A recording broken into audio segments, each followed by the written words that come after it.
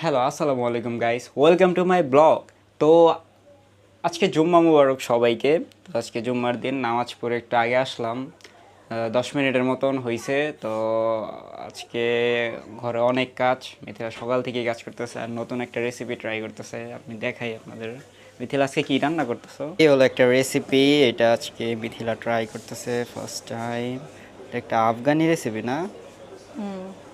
এটা কি কয়? পেশোয়ারি গোশত।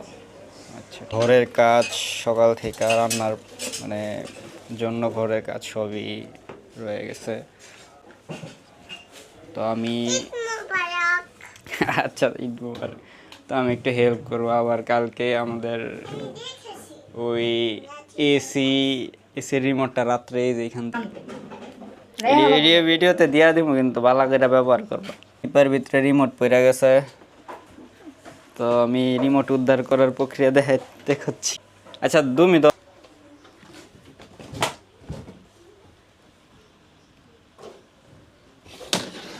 আরে টান দাও, খাটের নিচে পড়বো, তারপরে খাটের নিচে থানা নিয়ে আসবো। শেষ। বারে এই তো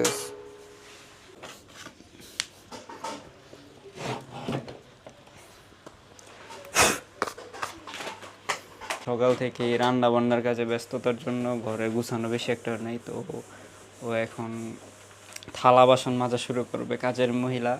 তো তুমি না থালা বাসন মাজতে দিব কইলা? তুমি না কইলা আমি ঘর গুছাইয়া দিই।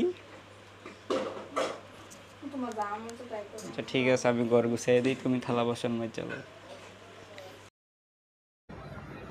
তোমাদের ঘর মোটামুটি গোছানো শেষ। তো আমরা এখন দুপুরে খাবার দাবার সব কিছু রেডি আছে, তো নিয়ে আসি খাই। এটা মুরগি ভুনা আর পোলাও।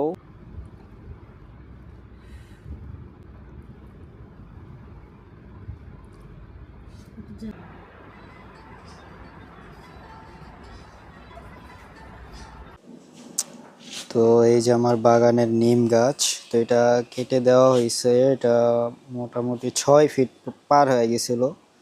তো এটার শক্তি বাড়ানোর জন্য আর মজবুত হওয়ার জন্য এটা কাটিয়ে দেওয়া হয়েছে।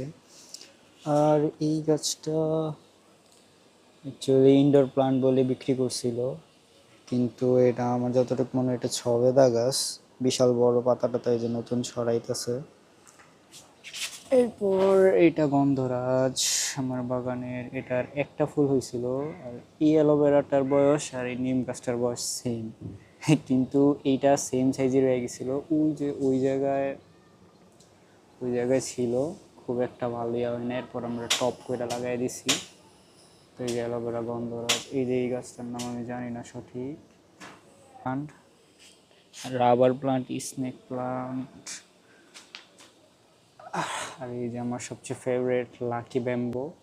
তো লাকি ব্যাম্বোটা আর স্নেক প্লান্ট এগুলা, তো স্নেক প্লান্ট, রাবার প্লান্ট আর লাকি ব্যাম্বো এগুলো সাধারণত পশ এরিয়া এবং ইন্টেরিয়র কাজেও ইউজ করে। বর্তমানে অনেক চাহিদা আছে, তো এগুলা বিক্রিও করা যায়। তো স্নেক প্লান্টটা আমি আসলে কিনছিলাম এক পিস 250 টাকা দাম ছিল, 200 টাকা দিয়ে কিনছিলাম। আর এটার দামও 200 টাকা ছিল, রাবার প্লান্ট। কিন্তু এটার বর্তমান যে সাইজ, নার্সারিতে কিনতে গেলে এটার দাম মিনিমাম 700 থেকে 1000 টাকা আছে। আর এই যে আমার স্নেক প্লান্ট, তো স্নেক প্লান্টে আপনার একটা থেকে দুইটা হয়েছে অলরেডি।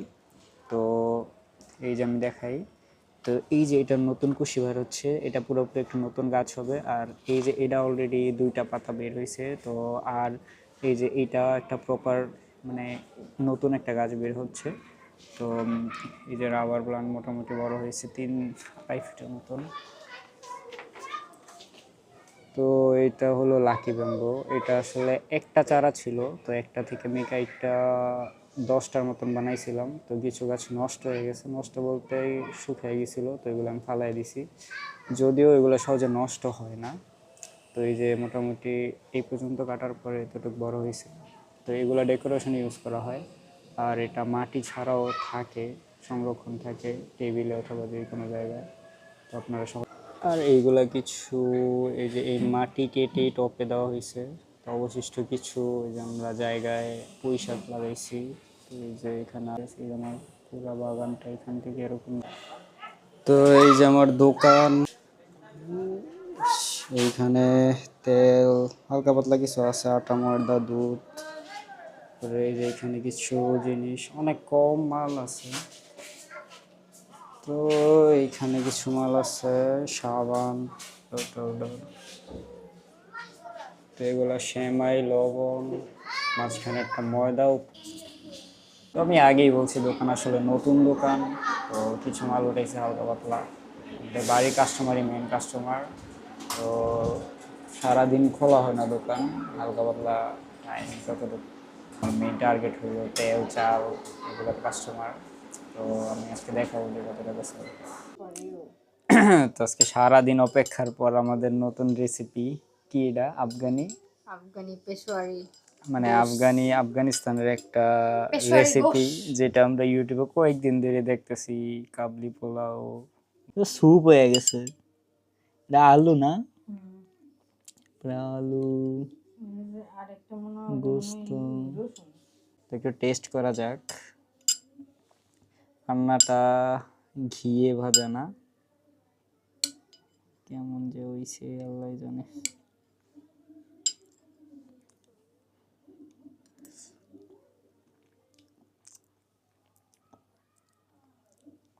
টেস্ট তো ভালোই।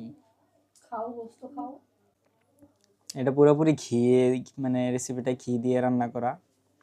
কাচ্চির আলুটা সবাই পছন্দ করে, আমারও ভালো লাগে। আর এখানে চর্বি আছে না, মানে চর্বিটা পুরোপুরি দেওয়া হয়। এই যে ঝোলটা দেখাই, চর্বিও আছে পুরাই। আর পানি অনেক অতিমাত্রায় পানি থাকে না, পানিটা বেশি। পানি চলে গেছে সব। আর পেশোয়ারি যে গোস্ত ওটা তো এমনি দলে মানে গইলা যায় দেখি, কিন্তু এটাও সফট হয়েছে, কিন্তু এর চেয়েও সফট মনে না। ওটার গোস্ত আলাদা থাকে, একটু চর্বিযুক্ত গোস্ত থাকে, তো এটার মধ্যে তো চর্বি নাই বেশি একটা।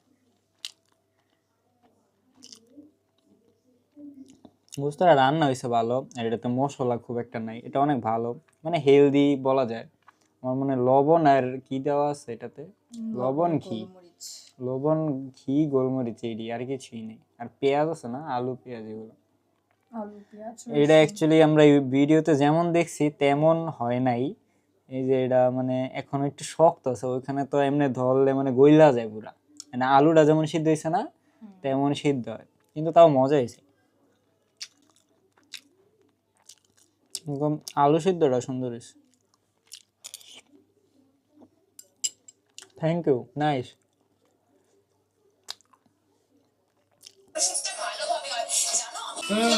আবার মুশকিল কেমন হয়েছে নতুন গোস্ত রেসিপি? লবণ বেশি লবণ দিয়ে রান্না খালি, আর কিছুই নেই। হয়েছে বাকি আজকের জন্য এতটুকুই ছিল। থ্যাঙ্কস ফর ওয়াচিং, দেখা হবে নেক্সট ভিডিওতে।